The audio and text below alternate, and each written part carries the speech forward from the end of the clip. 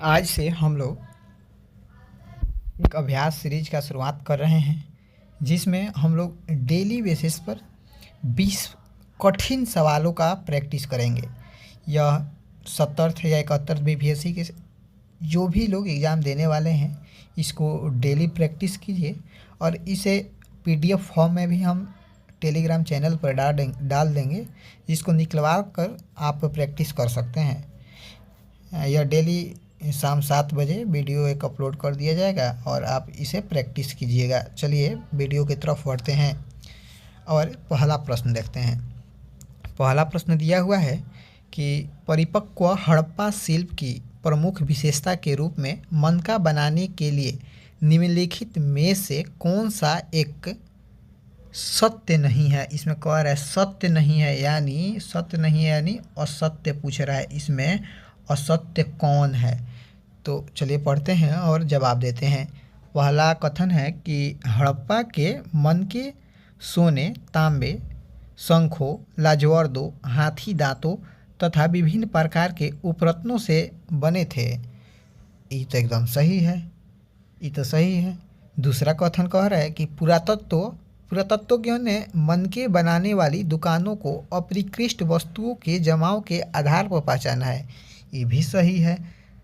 तीसरा कथन कह रहा है कि चनहुद्रों में औजार, भट्ठी एवं तैयारी के विभिन्न चरणों में मनके पाए गए हैं।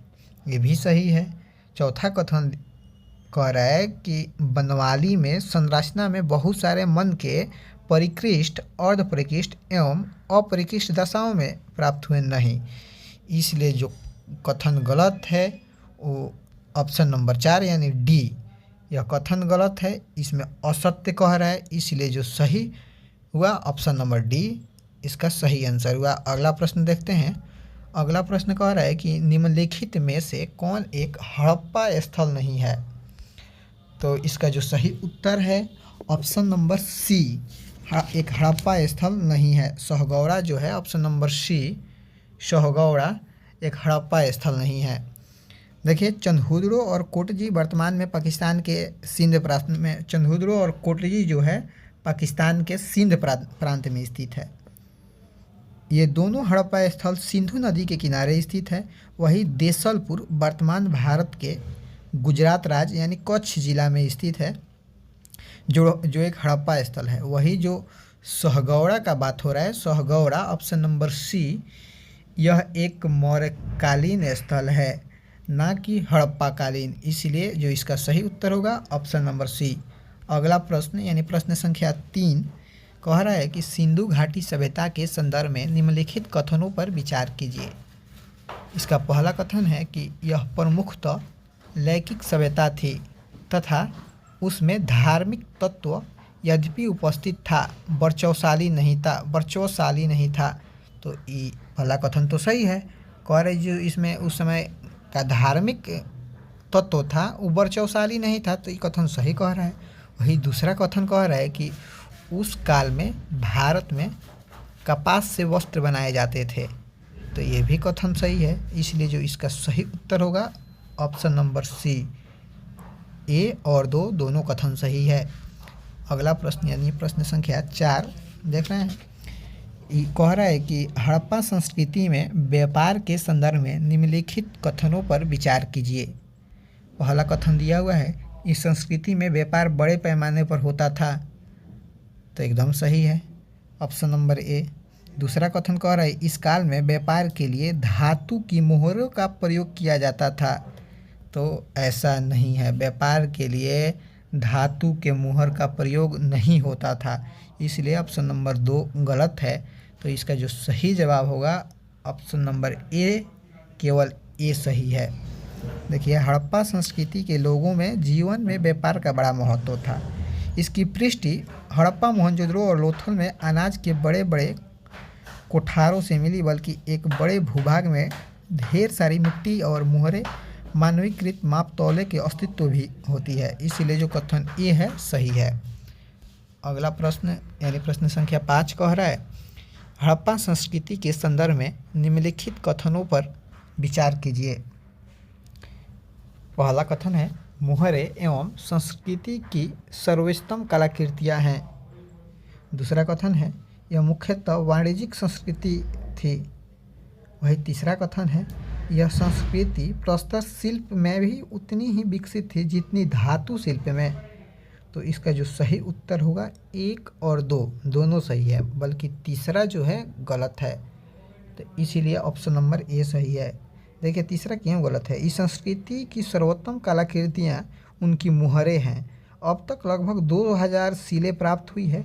इनमें से अधिकांश मुहरें पर लघु लेखों के साथ साथ एक सिंघी जानवर जैसे भैंस, बाघ, बकरी आदि की कलाकृतियाँ उकेरी गई है। इसलिए जो कथन ए है सही है। अगला प्रश्न यानी प्रश्न संख्या 6 कह रहा है कि निम्नलिखित में से किस संस्कृति को मेलुहा के नाम से जाना जाता है। तो इसका जो सही उत्तर है ऑप्शन नंबर सी, सिंधु संस्कृति को मेलुहा के नाम से जाना जाता है। मेलुहा सिंधु संस्कृति का प्राचीन नाम है। 2350 ईसा पूर्व के आसपास मेसोपोटामियाई अभिलेखों में मेलुहा के साथ व्यापारिक संबंधों की चर्चा है। मेसोपोटामिया के पुरालेखों में 2 मध्यवर्ती व्यापार केंद्रों का उल्लेख मिलता है जिसका नाम है दिलमन और माकन। ये दोनों मेसोपोटामिया और मेलुहा के बीच में है। अगला प्रश्न यानी प्रश्न संख्या 7 कह रहा है कि निम्नलिखित कथनों पर विचार कीजिए। पहला कथन है हड़प्पा संस्कृति का विकास सिंधु और सहायक नदियों के क्षेत्र में हुआ था। तो बिल्कुल सही है। दूसरा कथन है मिस्र सभ्यता नील नदी के किनारे विकसित हुई थी। मिस्र सभ्यता जो है नील नदी के किनारे विकसित, ये भी सही है। अगला कथन यानी 3 नंबर कथन है कि मेसोपोटामिया सभ्यता दजला फरात नदी के क्षेत्र में विकसित हुई है, ये भी सही है। कह रहा है उपयुक्त कथनों में से कौन से कथन सही है। तो ये तो सारे कथन सही है, इसीलिए ऑप्शन नंबर डी 1, 2, 3 सही हुआ। ऑप्शन नंबर डी इसका आंसर होगा। अगला प्रश्न यानी प्रश्न संख्या 8 कह रहा है कि हड़प्पा के काल निर्धारण के संदर्भ में निम्नलिखित में से कौन सी तिथि पर सामान्यतः पुरातत्वविद सहमत हैं। तो इसका जो सही उत्तर होगा ऑप्शन नंबर बी 2600 से 1900 ईसा पूर्व के मध्य, जिस पे पुरातत्वविद सहमत है। देखिए हड़प्पा काल का निर्धारण पुरातत्वविदों द्वारा लगभग 2600 से 1900 ईसा पूर्व के मध्य किया गया है। इस क्षेत्र में इस सभ्यता से पहले और बाद में भी संस्कृतियाँ अस्तित्व में थी, जिन्हें क्रमशः आरंभिक तथा परवर्ती हड़प्पा संस्कृति कहा जाता है। इन संस्कृतियों से हड़प्पा सभ्यता को अलग करने के लिए कभी कभी इसे विकसित हड़प्पा संस्कृति भी कहा जाता है। चलिए अगला प्रश्न यानी प्रश्न संख्या 9 कह रहा है कि हड़प्पा संस्कृति के विस्तार के संदर्भ में चोलिस्तान शब्द का प्रयोग किस क्षेत्र में किया गया था। देखिए ऑप्शन कह रहा है थार रेगिस्तान तथा गुजरात के क्षेत्र में। नहीं, अगला ऑप्शन है कि थार रेगिस्तान से लगा हुआ पाकिस्तान का रेगिस्तानी क्षेत्र। तो इसका जो सही उत्तर होगा ऑप्शन नंबर बी थार रेगिस्तान से लगा हुआ पाकिस्तान का रेगिस्तानी क्षेत्र। देखिए हड़प्पा संस्कृति में चोलिस्तान शब्द का प्रयोग थार रेगिस्तान से लगे हुए पाकिस्तान के रेगिस्तानी क्षेत्र के लिए किया गया है। इसकी गिनती आरंभिक तथा विकसित हड़प्पा संस्कृति में की जाती है। यहाँ से 239 बस्तियाँ प्राप्त हुई है, इसलिए जो सही उत्तर हुआ ऑप्शन नंबर बी। अगला प्रश्न यानी प्रश्न संख्या 10 कह रहा है गणेश्वर जोधपुरा संस्कृति किस हड़प्पाई स्थल की सूचक है। तो इसका जो सही उत्तर है ऑप्शन नंबर ए खेतड़ी का सूचक है। Option number 1 Khetri A. Option number 1 Khetri. देखिए हड़प्पा वासियों ने कच्चा माल प्राप्त करने हेतु तांबे के लिए खेतड़ी तथा सोने के लिए दक्षिण भारत से संपर्क स्थापित किए थे। इन स्थानों से मिलने वाली हड़प्पाई वस्तुएं ऐसे संपर्कों की सूचक है। खेतड़ी क्षेत्र में से मिले साक्ष्यों को पुरातत्वविदों ने गणेश्वर जोधपुरा संस्कृति का नाम दिया है, इसलिए इसका जो सही उत्तर होगा ऑप्शन नंबर ए हो रहा है। अब प्रश्न संख्या 11 कह रहा है कि सूची 1 को सूची 2 से सुमेलित कीजिए तथा नीचे दिए गए कूट का प्रयोग कर सही उत्तर चुनिए। तो चलिए इसको हम लोग सुमेलित करते हैं और इसका सही उत्तर जानने का प्रयास करते हैं। देखिए नागेश्वर तथा बालाकोट, ये कच्चा माल कहाँ से कौन सा आता था नागेश्वर तथा बालाकोट से। तो इसका जो सही उत्तर होगा ऑप्शन नंबर 3 में जो शंख दिया है नागेश्वर और बालाकोट से आता था। शंख नागेश्वर और बालाकोट से आता था।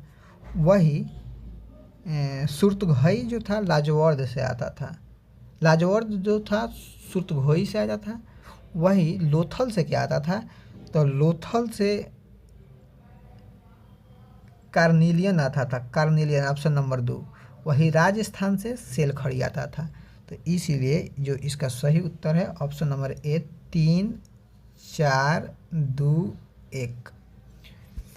अगला प्रश्न, प्रश्न संख्या 12 कह रहा है कि निम्नलिखित में से कौन से क्षेत्र शंख निर्मित वस्तुओं के निर्माण के प्रमुख केंद्र थे। शंख निर्मित वस्तुओं के निर्माण के प्रमुख केंद्र कौन थे। तो इसका जो सही उत्तर है ऑप्शन नंबर सी नागेश्वर तथा बालाकोट। देखिए नागेश्वर जो गुजरात राज्य में स्थित है, वही बालाकोट वर्तमान पाकिस्तान में स्थित है। समुद्र, ये दोनों जो क्षेत्र है समुद्री क्षेत्र है। यह शंख से बनी वस्तुएं जिनमें चूड़ियाँ, करछियाँ तथा पचिकारी की वस्तुएं सम्मिलित है के निर्माण के विशिष्ट केंद्र थे। यहाँ से माल दूसरी वस्तुओं तक ले जाया जाता था, दूसरी बस्तियों तक ले जाया जाता था। इसलिए जो इसका सही उत्तर होगा ऑप्शन नंबर सी नागेश्वर और बालाकोट। अगला प्रश्न, प्रश्न संख्या 13 कह रहा है निम्नलिखित में से कौन सी वस्तुएं शिल्प उत्पादन केंद्रों की पहचान में सहायक है। तो इसका शिल्प उत्पादन केंद्रों की पहचान में सहायक है।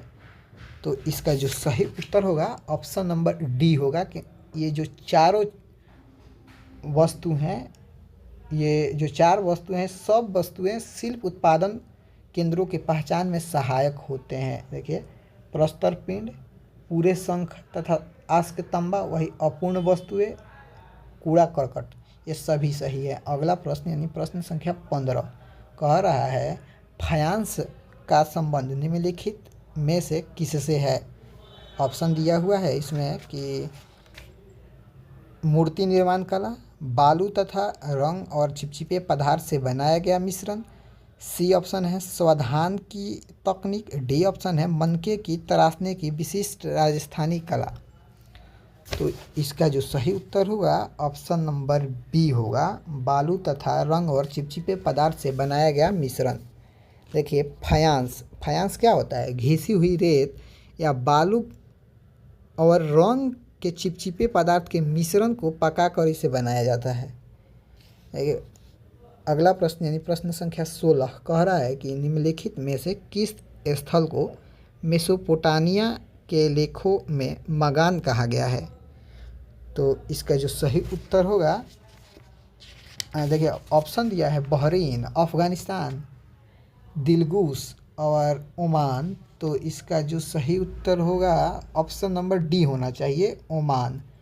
ऑप्शन नंबर डी ओमान, क्योंकि ओमान जो देश है, ओमान के लिए प्रयुक्त नाम मसान है। चलिए अगला प्रश्न यानी प्रश्न संख्या 17 कह रहा है कि हड़प्पाई बाटों के संदर्भ में निम्नलिखित कथनों पर विचार कीजिए। पहला कथन है कि बाटों का निर्माण सामान्यतः चट नामक पत्थर से होता था। दूसरा कथन है कि अधिकांशतः ये बाट निशान रहित तथा घनाकार होते थे। तीसरा कथन है इन बाटों के निचले मानदंड देवधारी तथा ऊपरी मानदंड दशमलव प्रणाली का अनुसरण करते थे। तो इसका जो सही उत्तर हो रहा है कि ऑप्शन नंबर डी, क्योंकि ये जो तीनों कथन है सही है, इसलिए ऑप्शन नंबर डी सही होगा। अगला प्रश्न यानी प्रश्न संख्या 18 जो मिलान करने वाला है उसको देख रहे हैं। इसमें कह रहा है सूची 1 को सूची 2 से सुमेलित कीजिए तथा नीचे दिए गए कूट का प्रयोग कर सही उत्तर चुनिए।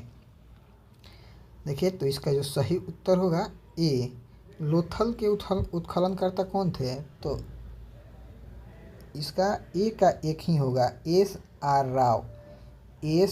राव जो थे लोथल के उत्खननकर्ता थे।